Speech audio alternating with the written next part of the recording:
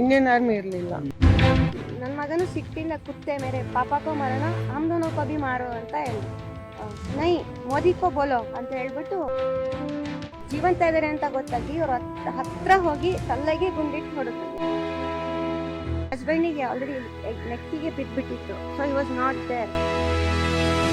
ಒಂದೇ shot, 1 second ಅವ್ರು ಇರಲಿಲ್ಲ. ಒಂದೇ ಬುಲೆಟು ಕುತ್ತಿಗೆಗೆನೆ, ಬೇರೆ ಎಲ್ಲೂ ಏನು ತಗಲೆ ಏನೂ ಆಗಿಲ್ಲ. ಅವ್ರ ಹತ್ರ ಓಡೋದ್ವಿ, ಫುಲ್ಲು ರಕ್ತದ ಮಡವಲ್ ಬಿಟ್ಟಿದ್ರು, ಕಿರ್ಚಿದ್ವಿ. ತುಮಾರೆ ಪತಿಕೋ ಮಾರೋಣ ಹಮೆ ಬಿ ಮಾರೋ ಅಂತ ನಾನು ಹೇಳಿದೆ.